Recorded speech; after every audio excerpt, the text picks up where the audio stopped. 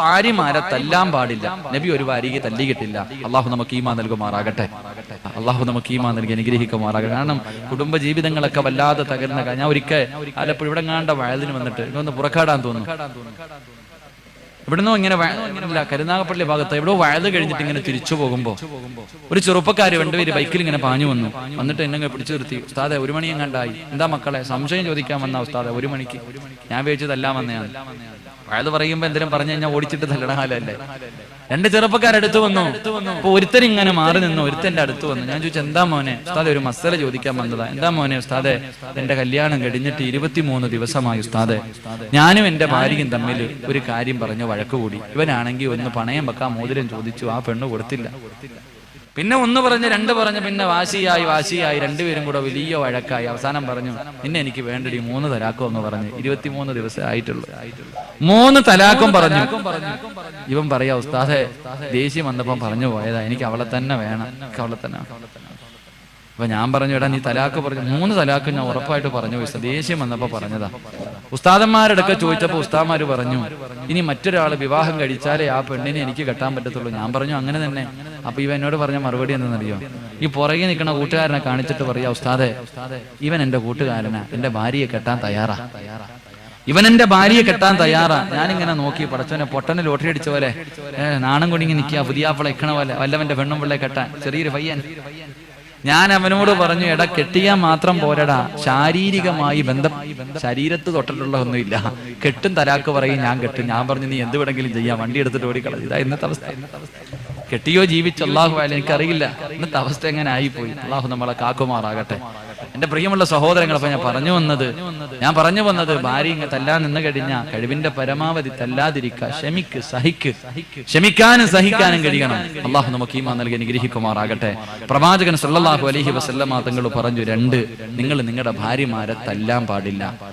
അള്ളാന്റെ റസൂൽ സല്ലല്ലാഹു അലൈഹി വസല്ലമ തങ്ങൾ ഒരിക്കലും ഒരു ഭാര്യയെയും തല്ലികെട്ടില്ല. തന്റെ വീട്ടിലെ അടിമകളെ പോലും പ്രവാചകൻ തല്ലികെട്ടില്ല. അത് ഏത് സാഹചര്യത്തിലുമാകട്ടെ. അവിടെ നിന്ന് പറയുന്ന ഒരിക്കൽ ആയിഷ ബീവി റളിയല്ലാഹു തആല അൻഹയുടെ വീട്ടിൽ അള്ളാന്റെ റസൂൽ ഇരിക്കുമ്പോ സഫിയ ബീവി റളിയല്ലാഹു തആല അൻഹ അല്പം കറി, മറ്റൊരു ഭാര്യയാണ്, കുറച്ച് കറി റെഡിയാക്കിയിട്ട് കൊണ്ടുവന്നിട്ട് ആയിഷ ബീവിയുടെ കയ്യിൽ കൊടുത്തു പ്രവാചകന് കൊടുക്കാൻ. ആയിഷ ബീവി വീടിനകത്ത് ഭക്ഷണമൊക്കെ ഉണ്ടാക്കി വെച്ചിരിക്കും. അപ്പോഴാ മറ്റൊരാൾ കൊണ്ടുവരണേ. ആയിഷ ബീവി റളിയല്ലാഹു തആല അൻഹയ്ക്ക് ദേഷ്യം വന്നു. എടുത്തൊരൊറ്റ ഏറ്, എല്ലാം കൂടെ എടുത്തൊരൊറ്റ ഏറ്. ആ പാത്രം വരെ പൊട്ടിപ്പോയി. അള്ളാന്റെ റസൂൽ സല്ലല്ലാഹു അലൈഹി വസല്ലം തങ്ങൾ വഴക്ക് പറയാനോ തല്ലാനോ ഒന്നും നിന്നില്ല. മിണ്ടാതെ താഴെ ഇരുന്നിട്ട് പൊട്ടിയ പാത്രം പറക്കിയെടുത്തു മഹാനായി നബിയുനാ റസൂലുള്ളാഹി സ്വല്ലല്ലാഹു അലൈഹി വസല്ലം. അള്ളാഹു നമുക്ക് ഈമാൻ നൽകുമാറാകട്ടെ. അതുകൊണ്ട് എന്റെ പ്രിയപ്പെട്ടവരെ, ഭർത്താവ് ഭാര്യയെ തല്ലാൻ പാടില്ല. സ്നേഹമുള്ള ഒരു ഭർത്താവ് തല്ലൂല. ഇന്നിപ്പോ വൈകുന്നേരം സമയമാകുമ്പോൾ അളിയാ ഇന്നലെ പെടലി നടുവ് ഒരെണ്ണം കൊടുത്തളിയാ പറയാ. വൈകിട്ട് കാണുമ്പോ പറയും ഇന്നലെ അവളുടെ പെടലിക്ക് ഞാൻ പിന്നെ കട്ടിലിനടി ചവിട്ടി കയറ്റുമായിരുന്നല്ലേ. ഭാര്യയെ തല്ലിയ കാര്യങ്ങൾ പറഞ്ഞിട്ട് സന്തോഷിക്കുന്ന യുവത്വം അള്ളാഹു കാക്കുമാറാകട്ടെ. എന്റെ സഹോദരങ്ങളെ, മഹാന്മാര് പറയുന്നു പെണ്ണിന് എടുത്തു ചാട്ടം മുൻകോപമൊക്കെയുള്ള പെണ്ണുങ്ങളുണ്ട്. പാവങ്ങൾക്ക് കുറച്ച് വിവരം കുറവാ, ഇത്തിരി ബുദ്ധി കുറവാ പെണ്ണുങ്ങൾ. അതുകൊണ്ട് പെണ്ണുങ്ങൾക്ക് ദേഷ്യം വന്ന ഭർത്താവ് മിണ്ടാതിരിക്കലാ നല്ലത്. മഹാന്മാര് പറയുന്നു ഭാര്യയ്ക്ക് ദേഷ്യം വന്ന ഭർത്താവ് മിണ്ടരുത്, മിണ്ടാതെങ്കിൽ ഇരുന്നേക്കണം. കാരണം എന്തേ? നീ എന്തെങ്കിലും പറയും, അവൾ അതിന് മറുപടി പറയും.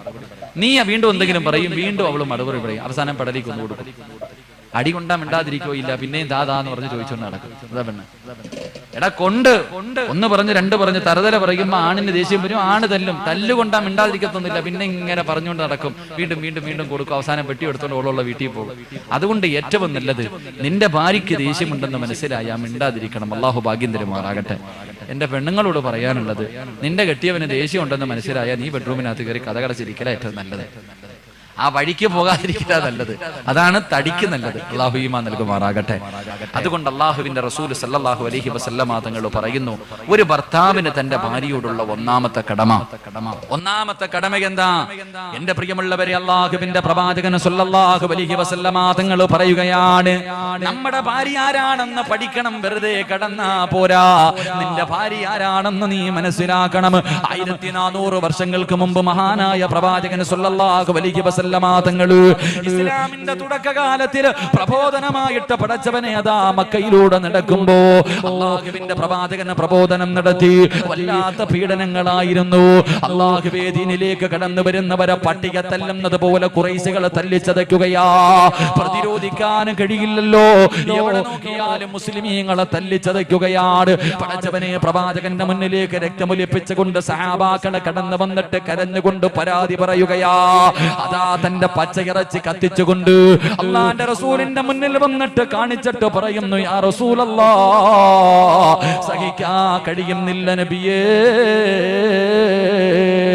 അവസാന പീഡനം സഹിക്കാൻ കഴിയാതെ വന്നപ്പോ മക്കയിൽ നിന്ന് മദീനയിലേക്ക് ഹിജ്റ പോവുകയാണ്. മക്കയിൽ നിന്ന് മദീനയിലേക്ക് ഹിജ്റ പോവുകയാ. പടച്ചവനെ അവസാനം തന്റെ ജീവിതകാലം മുഴുവനും സമ്പാദിച്ചത് മുഴുവനും മക്കയിൽ ഉപേക്ഷിച്ചിട്ട് വെറും കൈയോടുകൂടിയാണ് മദീനയിലേക്ക് പോകേണ്ടി വന്നത്. കഷ്ടപ്പെട്ടത് മുഴുവനും മക്കയിലിട്ടിട്ട് ഇട്ടിരുന്ന വസ്ത്രത്തോടുകൂടി സഹാബാക്കൾ മക്കയിൽ നിന്ന് മദീനയിലേക്ക് പോകുകയാണ്. മഹാനായ നബി മുഹമ്മദ് മുസ്തഫ അവസാനം അല്ലാഹുവിന്റെ പ്രവാചകൻ അബൂബക്കർ സിദ്ദീഖ് റളിയല്ലാഹു തആല അൻഹു മക്കയിൽ നിന്ന് മദീനയിലേക്ക് ഹിജ്റ പോവുകയാണ്. പടച്ചവരെ മദീന നിവാസികളതാ സ്വീകരിക്കുകയാ. എന്നിട്ട് മുഹാജിരീങ്ങളെ അൻസാരീങ്ങളെ സ്വീകരിച്ചത് എങ്ങനെയെന്നറിയുമോ? രണ്ട് വീടുള്ളവർ ഒരു വീട് കൊടുത്തു. പടച്ചവനെ വാഹനമുള്ളവർ വാഹനം കൊടുത്തു. പണമുള്ളവർ പകുതി പണം കൊടുത്തു. രണ്ട് ഭാര്യമാർ കൂടുതലുള്ളവര് ഒരു ഭാര്യ തലാഖ് പറഞ്ഞിട്ട് ആ പാവപ്പെട്ട മുഹാജിരീങ്ങൾക്ക് വിവാഹം കഴിച്ചു കൊടുത്തു. ഒന്നുമില്ലാത്തവരെ ആ പാവപ്പെട്ടവര് സഹായിക്കുകയാണ്. എന്റെ പ്രിയമുള്ളവര്, മുഹാജിരീങ്ങളെ അൻസാരീങ്ങളെ സഹായിച്ചു എന്ന് ചരിത്രം പഠിപ്പിക്കുമ്പോ ആരാണ് നിന്റെ ഭാര്യ എന്നറിയുമോ? ആരാണ് നിന്റെ ഭാര്യ എന്നറിയുമോ? അവൾ ഹിജ്റ ചെയ്ത് വരുന്നവളാ. സ്വന്തം വീട്ടിൽ നിന്ന് ഹിജ്റ ചെയ്തിട്ട് നിന്റെ വീട്ടിലേക്ക് കടന്നു വരുന്നവളാണ് നിന്റെ ഭാര്യ. നീ വിവാഹം കഴിച്ചു കഴിഞ്ഞാ അന്ന് മുതൽ അവളുടെ ഉമ്മയല്ല, അന്ന് മുതൽ അവളുടെ ഉമ്മ പോയി നിന്റെ ഉമ്മയാണ് ഇനി അവളുടെ ഉമ്മ. നിന്റെ വാപ്പയാണ് അവളുടെ വാപ്പ. നിന്റെ കൂടപ്പിറപ്പാണ് അവളുടെ കൂടപ്പിറപ്പ്. നിന്റെ വീടാണ് അവളുടെ വീട്. നിന്റെ നാടാണ് അവളുടെ നാട്. അല്ലാഹുവേ പടച്ചവര് പുതിയ ഒരു കുടുംബത്തിലേക്ക് കടന്നു വരികയാ. അവളുടെ കുടുംബക്കാരെ മുഴുവനും നിറകണ്ണുകളോടെ പൊട്ടിക്കരഞ്ഞുകൊണ്ട് യാത്ര പറഞ്ഞിട്ട് ഇനി മുതൽ പുതിയ മാതാപിതാക്കളോ കൂടപ്പിറപ്പുകളാ കൂട്ടുകാരാ വീടാട്. പടച്ചവനെ അങ്ങനെ ഹിജ്റ ചെയ്തുകൊണ്ടാണ് നിന്റെ ഭാര്യ നിന്റെ അടുക്കിലേക്ക് കടന്നു വരുന്നത്. അതുകൊണ്ട് അല്ലാഹുവിന്റെ റസൂൽ പറയുകയാ, നീ അവളെ ബഹുമാനിക്കണേ എന്ന് നബി മുഹമ്മദ് മുസ്തഫ. ഒരു ഭർത്താവിന് തന്റെ ഭാര്യയോടുള്ള ഒന്നാമത്തെ കടമ എന്തെന്നറിയുമോ? അല്ലാഹുവിന്റെ പ്രവാചകനോട് ഒരു സഹാബി ചോദിച്ചു, യാ റസൂലല്ലാഹ്, മാ ഹഖ്ഖു സൗജതി അഹദിനാ അലൈഹി. അല്ലാഹുവിന്റെ പ്രവാചകനോട് ഒരു സഹാബി ചോദിച്ചു, നബിയേ, ഭാര്യയോട് ഭർത്താക്കന്മാർക്കുള്ള കടമ എന്താണ് നബിയേ? അതുകൊണ്ട് എന്റെ പ്രിയപ്പെട്ട ഭർത്താക്കന്മാരോട് നിന്റെ ഭാര്യയോടുള്ള ഒന്നാമത്തെ കടമ എന്തെന്നറിയുമോ? അല്ലാഹുവിന്റെ റസൂല് പറയുകയാ, അയ്യുതഇമഹാ മിമ്മാ യുതഅം. അല്ലാഹുവിന്റെ റസൂല് പറയുന്നു, നീ കടിക്കുന്ന ഭക്ഷണം നിന്റെ ഭാര്യയ്ക്ക് വാങ്ങിക്കൊടുക്കല് നിന്റെ കടമയാണെന്ന് നബി മുഹമ്മദ് മുസ്തഫ സല്ലല്ലാഹു അലൈഹി വസല്ലമ തങ്ങൾ പറയുമ്പോ, നീ കഴിക്കുന്ന ഭക്ഷണം നിന്റെ ഭാര്യയെയും കഴിപ്പിക്കണം, ഇത് നിന്റെ കടമയാണെന്ന് പറയുമ്പോ, എന്റെ പ്രിയമുള്ളവരെ, ഏത് ഭർത്താവാ ഭാര്യയും ഭർത്താവും ഒരുമിച്ചിരുന്ന ഭക്ഷണം കഴിക്കുന്ന എത്ര പേരാ ഉള്ളത്?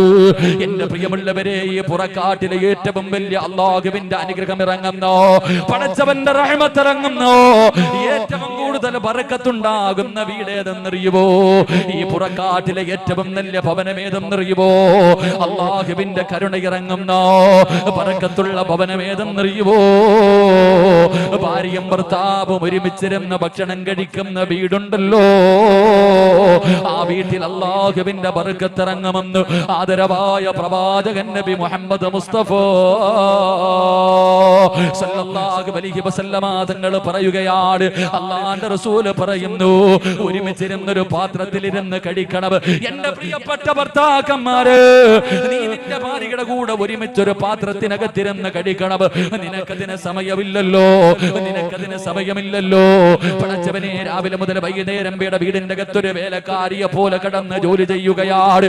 എന്നിട്ട് വൈകുന്നേരം സമയമെത്തിയപ്പോ വീട്ടിലുള്ളവർക്ക് മുഴുവനും ഭക്ഷണം വിളമ്പി വെച്ചു. വീട്ടിലുള്ളവർക്ക് മുഴുവനും ഭക്ഷണം വിളമ്പി വെച്ചു. എല്ലാവരും കഴിക്കാൻ തയ്യാറെടുത്തു. മോളെ, നീ കഴിക്കുന്നില്ലേ? പെണ്ണ് പറയുന്നു, എന്റെ ഇക്ക വരട്ടെ, ഒരുമിച്ച് കഴിക്കാം. അങ്ങനെ കുടുംബത്തിലെ എല്ലാവരും ഭക്ഷണം കഴിച്ച് കിടന്ന് ഉറക്കമായി. വീടിന്റെ കവാടത്തിൽ കാത്തിരിക്കുകയാ. ഭർത്താവ് വന്നിട്ട് ഒരുമിച്ചിരുന്ന് കഴിക്കാമല്ലോ കാത്തിരിക്കുകയാണ്. അവസാനം അവിടെ ഇരുന്ന് ഉറങ്ങിപ്പോയി. അതാ 10:30 11 മണിയായി. ഭർത്താവ് വീട്ടിലേക്ക് കടന്നു വരികയാണ്. ഭാര്യ ഞെട്ടി ഉണർന്ന് കവാടം തുറന്ന് സലാം പറഞ്ഞു സ്വീകരിക്കുകയാ. ആ സമയത്ത് ഭർത്താവ് പറയുന്നു, പെണ്ണ്, ഞാൻ ഭക്ഷണം കഴിച്ചു, വേണമെങ്കിൽ നീ ഒറ്റയ്ക്കിരുന്ന് കഴിച്ചിട്ട് കിടന്നോ. അല്ലാ, ഇടിത്തീ പോലെയാണ് ഭാര്യയുടെ മനസ്സിലേക്ക് അത് തറയ്ക്കുന്നത്. അവസാനം അവളെ ഡൈനിങ് ടേബിളിന്റെ മുന്നിലേക്ക് ചെന്നിരുന്നു. ഭക്ഷണം എടുത്തിട്ട് റബ്ബേ വായിലേക്ക് വാരി വെക്കുമ്പോ തൊണ്ടയ്ക്ക് താഴെ ഇറങ്ങുന്നില്ല. അവസാനം എല്ലാം എടുത്തു വെച്ചിട്ട് അതാ കിടപ്പറയിൽ വന്ന് പട്ടിണി കിടക്കുമ്പോ എന്റെ പ്രിയപ്പെട്ട ഭർത്താവേ, കൂട്ടുകാരുടെ കൂടെ ഹോട്ടലിൽ പോയി പണ്ടം നിറച്ചിട്ട് കടന്നു വരുന്നവര്, എടാ നീ വയറ് നിറച്ച് കഴിച്ചിട്ടാണ് പോകുന്നതെങ്കിലും നിന്റെ ഭാര്യയുടെ കൂടെ നിനക്കുമൊന്ന് പോയിരുന്നു കൂടെ. കഴിച്ചില്ലെങ്കിലും അവരുടെ കൂടെ പോയിരുന്നു ആ പാത്രത്തിനകത്ത് നിന്നൊരൽപ്പം ഭക്ഷണം നിനക്ക് വാരിക്കടിച്ചുകൂടെ. എങ്കിലും നിന്റെ പാവപ്പെട്ടവനെങ്കിലും ഭക്ഷണം കഴിക്കുമല്ലോ. അല്ലാ, ഒരു കരുണ കാണിക്കാത്ത ഭർത്താക്കന്മാരുണ്ട്. എങ്കിൽ എന്റെ പ്രിയപ്പെട്ട ഭർത്താക്കന്മാര്, മഹാനായ നബി മുഹമ്മദ് മുസ്തഫ സ്വല്ലല്ലാഹു അലൈഹി വസല്ലമ തങ്ങള് ഒരിക്കൽ വിശക്കുന്ന വയറോടെ തന്റെ വീട്ടിലേക്ക് കടന്നു വരികയാണ്. അവിടുന്ന് ചോദിക്കുന്നു, ആയിഷ, വിശക്കുന്നു, കഴിക്കാ വല്ലതും ആയിഷ? എന്താണ് കഴിക്കാറുള്ളത്?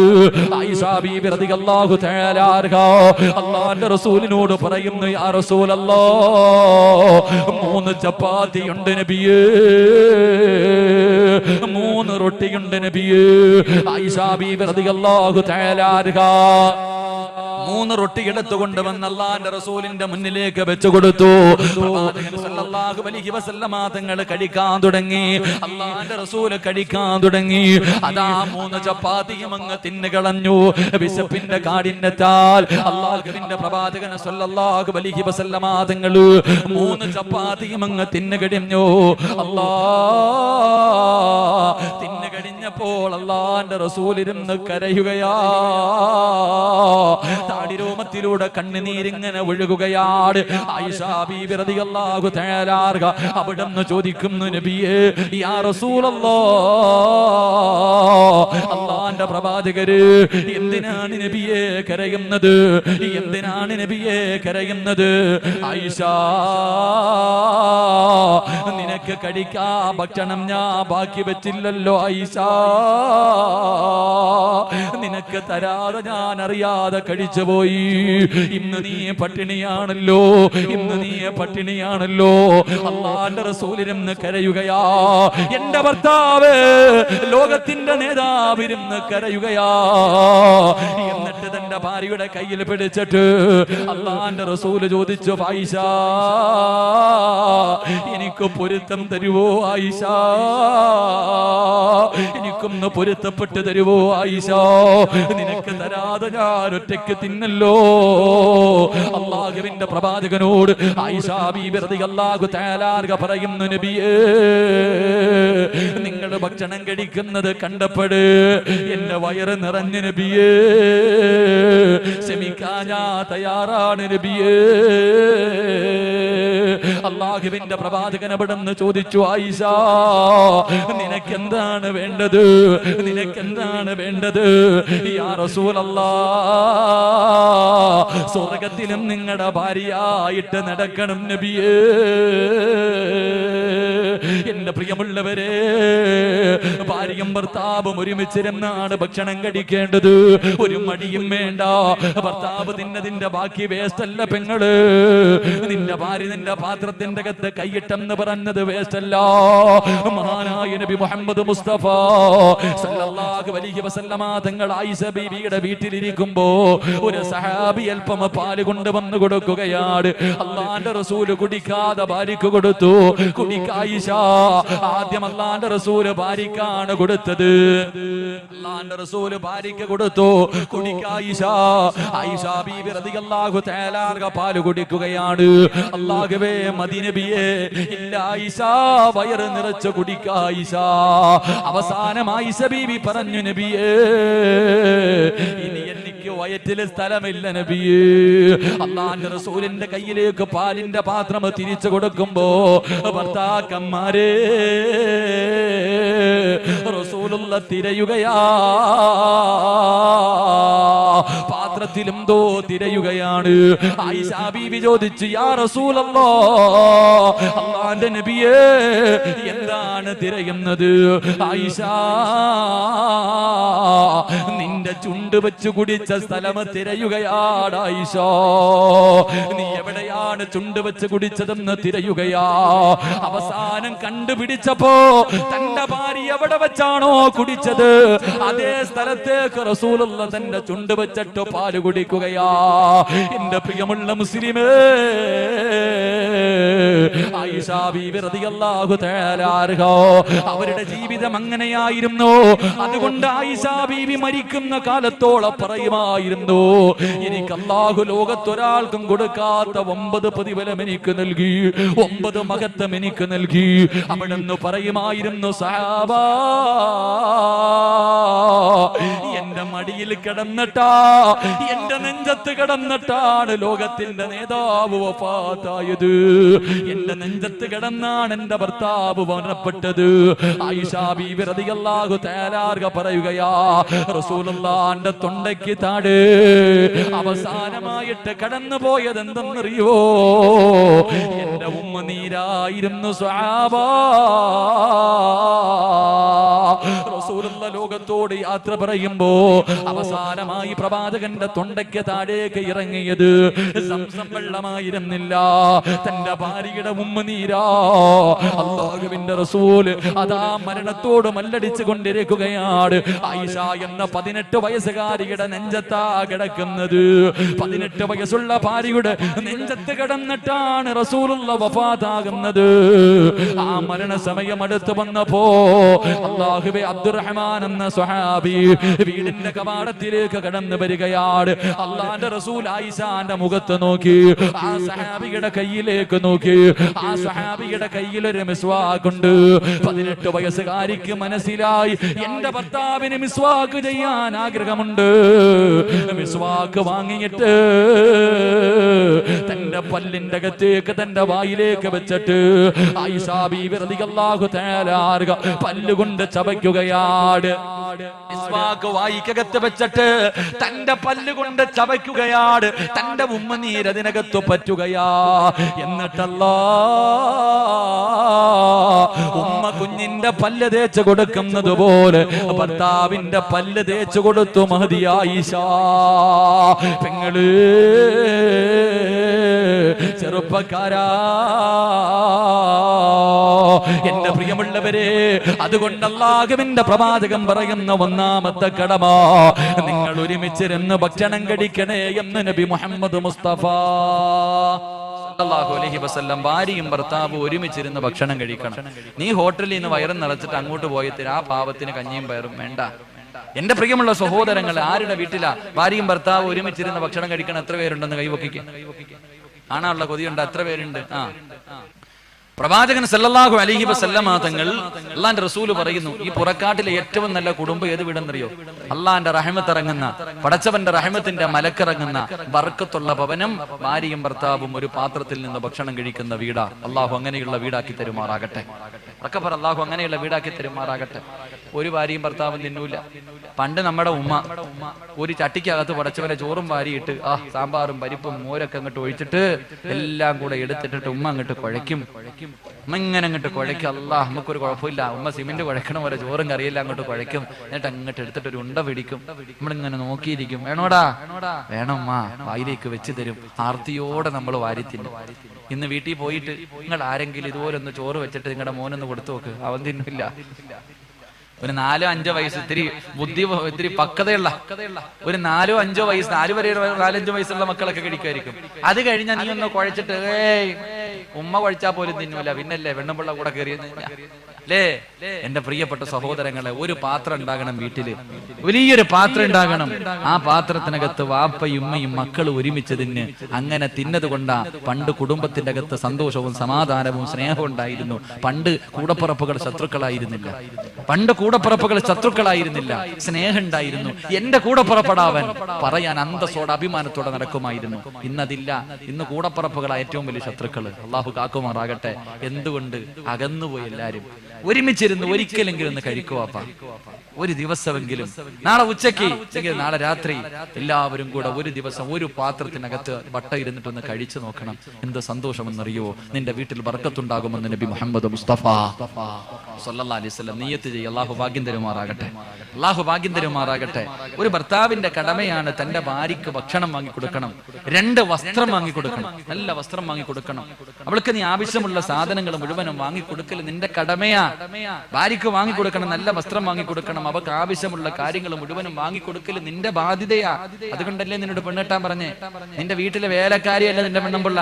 നിന്റെ മക്കളെ നോക്കാനും നിനക്ക് വെച്ച് വിളമ്പി തരാനുള്ള വേലക്കാരിയൊന്നുമില്ല. അവക്കതൊന്നും നിർബന്ധമൊന്നുമില്ല. എന്റെ പ്രിയപ്പെട്ടവര്, നിന്റെ ഉമ്മാനെയും നിന്റെ വാപ്പാനെയും നിന്റെ മക്കളെയും നിന്റെ വീടും നിന്റെ കുടുംബം ഒന്നും നോക്കാൻ അവർക്ക് അവകാശമൊന്നുമില്ല. അവൾ പിന്നെ ചെയ്തു തരുന്ന അവളവിടെ ഔദാര്യം. എന്റെ പ്രിയപ്പെട്ട സഹോദരങ്ങളെ, അവൾക്ക് സർവ്വതും ചെയ്തു കൊടുക്കൽ നിന്റെ ബാധ്യതയാ. അതുകൊണ്ട് പ്രവാചകൻ പറഞ്ഞു, നിന്റെ ഭാര്യയ്ക്ക് ധരിക്കാനുള്ള വസ്ത്രം നീ വാങ്ങിക്കൊടുക്കണം. നല്ല വസ്ത്രം, നീ ധരിക്കുന്നത് പോലെയുള്ള വിലപിടിപ്പുള്ള വസ്ത്രം നിന്റെ ഭാര്യയ്ക്ക് വാങ്ങിക്കൊടുക്കണം. അവൾക്ക് മറ്റുള്ള ശുദ്ധീകരണത്തിന്റെ സാധനങ്ങൾ വാങ്ങിക്കൊടുക്കണം. അവൾക്ക് ആവശ്യമുള്ളതൊക്കെ വാങ്ങിക്കൊടുക്കൽ നിന്റെ കടമയാണെന്ന് നബിയുനാ റസൂലുള്ളാഹി. ഭർത്താക്കന്മാരും കൊടുക്കൂല, ചെലവിന് പോലും കൊടുക്കാത്ത ഇതാവല്ലേ? ഭാര്യക്കൊന്നും കൊടുക്കാറില്ല, ചെലവിനൊന്നും കൊടുക്കാറില്ല. ഓസിന് ആരും കൊടുക്കേണ്ട മനുഷ്യന്മാരെ. നിന്റെ പെണ്ണുമ്പിള്ളയ്ക്ക് നീ ഒരുള്ള ഭക്ഷണം വാങ്ങിക്കൊടുത്ത, 1 കിലോ അരി വാങ്ങിയിട്ട് നിന്റെ ഭാര്യക്കും മക്കൾക്കും തിന്നാൻ കൊടുത്ത, അതിന് സദക്കയുടെ കൂലി അള്ളാഹു നിനക്ക് തരുമെന്ന് നബി മുഹമ്മദ് മുസ്തഫ. ഓസിനല്ല, വെറുതെ അല്ല. പെണ്ണുമ്പിള്ളയ്ക്ക് ഒരു മാക്സി വാങ്ങിക്കൊടുത്താ നിനക്ക് സദക്കയുടെ കൂലിയാ. പെണ്ണുമ്പിള്ളയ്ക്ക് ഒരു ചുരിദാർ വാങ്ങിക്കൊടുത്ത, ഒരു ഫർദ വാങ്ങിക്കൊടുത്ത, അവർക്ക് ചോദിക്കുന്ന ആവശ്യമുള്ള സാധനങ്ങൾ വാങ്ങിക്കൊടുത്ത, മീസാൻ എന്ന ത്രാസിൽ ഭാരമുള്ള വസ്തുവായി അത് നിനക്ക് വരുമെന്ന് നബിയുനാ റസൂലുള്ളാഹി സ്വല്ലല്ലാഹു അലൈഹി വസല്ലം. ഭാര്യയ്ക്ക് ചെലവിന് കൊടുക്കൽ ഒരു ഭർത്താവിന്റെ ബാധ്യതയാ. നമ്മൾക്ക് ചെലവിന് കൊടുക്കണം. അല്ലാതെ ഇങ്ങനെ പെണ്ണുമ്പിള്ളയെ പെണ്ണും കെട്ടിയിട്ടിട്ട് നാട് തണ്ടാ നടന്നാ പോരാ, കറങ്ങി നടന്നാ പോരാ. അവൾക്ക് ആവശ്യമുള്ള കാര്യങ്ങൾ ചെയ്തു കൊടുക്കൽ ഒരു ഭർത്താവിന്റെ ബാധ്യതയാ എന്ന് നബിയുനാ റസൂലുള്ളാഹി സ്വല്ലല്ലാഹു അലൈഹി വസല്ലം. അള്ളാഹു നമുക്ക് ഈമാൻ നൽകി അനുഗ്രഹിക്കുമാറാകട്ടെ. അപ്പൊ പ്രവാചകൻ അവിടെ നിന്ന് പറഞ്ഞു, ഒരു ഭർത്താവിന് തന്റെ ഭാര്യയോടുള്ള ഒന്നാമത്തെ കടമ, ആ പാവപ്പെട്ടവളെല്ലാം വിട്ടെറിഞ്ഞിട്ട് നിന്റെ ജീവിതത്തിലേക്ക് ഹിജറ ചെയ്തു വന്നവളാ, അവളെ നീ ബഹുമാനിക്കണം. അവൾക്ക് ഭക്ഷണം കൊടുക്കണം, അവൾക്ക് വസ്ത്രം കൊടുക്കണം, അവൾക്ക് താമസിക്കാനുള്ള സൗകര്യം കൊടുക്കണം. ഇത് നിന്റെ കടമയാണെന്ന് നബിയുനാ റസൂലുള്ളാഹി സ്വല്ലല്ലാഹു അലൈഹി വസല്ലം. അപ്പൊ പ്രവാചകൻ അവിടെ നിന്ന് പറഞ്ഞു, ഒരു ഭർത്താവിന് തന്റെ ഭാര്യയോടുള്ള ഒന്നാമത്തെ കടമ, ആ പാവപ്പെട്ടവളെല്ലാം വിട്ടെറിഞ്ഞിട്ട് നിന്റെ ജീവിതത്തിലേക്ക് ഹിജറ ചെയ്തു വന്നവളാ, അവളെ നീ ബഹുമാനിക്കണം. അവൾക്ക് ഭക്ഷണം കൊടുക്കണം, അവൾക്ക് വസ്ത്രം കൊടുക്കണം, അവൾക്ക് താമസിക്കാനുള്ള സൗകര്യം കൊടുക്കണം. ഇത് നിന്റെ കടമയാണെന്ന് നബിയുനാ റസൂലുള്ളാഹി സ്വല്ലല്ലാഹു അലൈഹി വസല്ലം.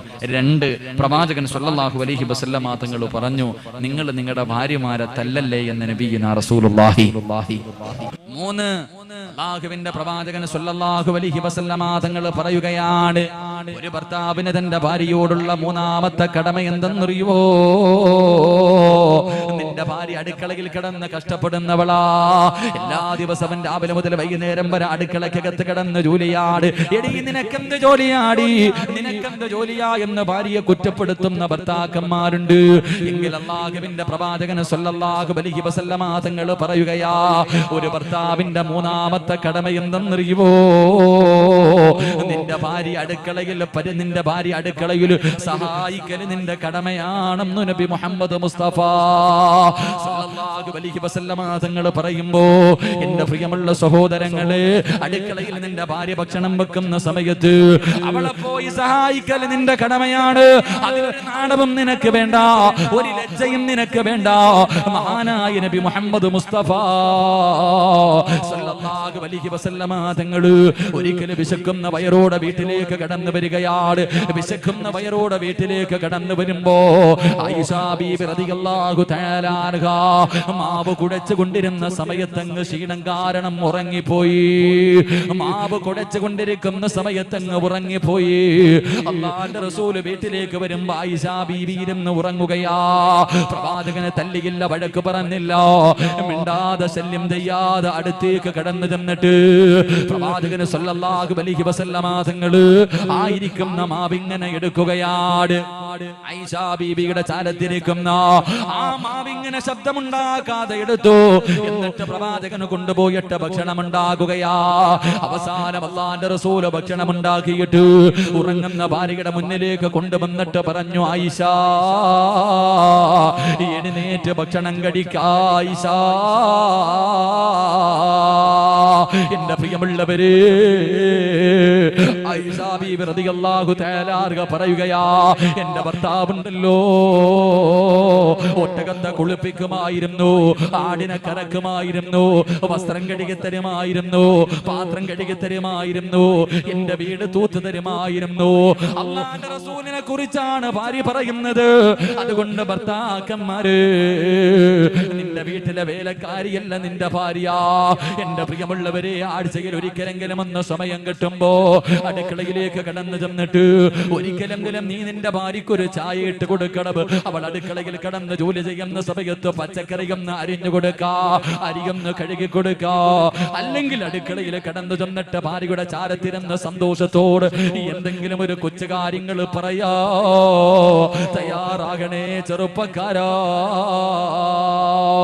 അതുകൊണ്ട് അല്ലാഹുവിന്റെ പ്രവാചകൻ അവിടെന്ന് പറയുകയാ, ഒരു ഭർത്താവിന് തന്റെ ഭാര്യയോടുള്ള മൂന്നാമത്തെ കടമ എന്ത്? അവളെ നീ അടുക്കളയിൽ സഹായിക്കണേ എന്ന് നബി മുഹമ്മദ് മുസ്തഫ സല്ലല്ലാഹു അലൈഹി വസല്ലമ തങ്ങൾ പറയുമ്പോ നാലാമത്തെ കടമ എന്തെന്നറിയുമോ? ഞാൻ വിശദീകരിക്കുന്നില്ല, ഒന്നുകൂടെ പറഞ്ഞു നമുക്ക് ദുആ ചെയ്ത് പിരിയാ. അല്ലാഹുവിന്റെ പ്രവാചകൻ പറയുന്ന നാലാമത്തെ കാര്യം എന്തെന്നറിയുമോ? ലിൽ മുത്തഖീന ഇമാമാ. ഒരു ഭർത്താവിന്റെ നാലാമത്തെ കടമ എന്തെന്നറിയുമോ? നിന്റെ ഭാര്യയ്ക്ക് മാതൃകയാകുന്ന ഒരു ഭർത്താവായി നീ മാറണേ എന്ന് നബി മുഹമ്മദ് മുസ്തഫ സല്ലല്ലാഹു അലൈഹി വസല്ലമ തങ്ങൾ പറയുമ്പോ നിന്റെ ഭാര്യയുടെ ഏറ്റവും വലിയ റോൾ മോഡൽ നീയാണാകേണ്ടത്. നിന്നെ കണ്ടാണ് നിന്റെ ഭാര്യ പഠിക്കേണ്ടത്. വൈവിധ്യങ്ങൾ നിറഞ്ഞ ഇത്തരം മതപ്രസംഗങ്ങൾ യൂട്യൂബിലൂടെ നിങ്ങൾക്ക് ലഭിക്കാൻ മ്യൂസിലാൻഡ് ഓഡിയോസിന്റെ ഇസ്ലാമിക് ചാനലായ മ്യൂസിലാൻഡ് ഇസ്ലാമിക് ചാനൽ സബ്സ്ക്രൈബ് ചെയ്യുക. സബ്സ്ക്രൈബ് ബട്ടനോടൊപ്പമുള്ള ബെല്ലൈക്കൺ കൂടി അമർത്തിയാൽ നിങ്ങളുടെ മൊബൈൽ ഫോണിലും ഞങ്ങളുടെ പുതിയ റിലീസുകൾ നോട്ടിഫിക്കേഷനായി ലഭിക്കുന്നതാണ്.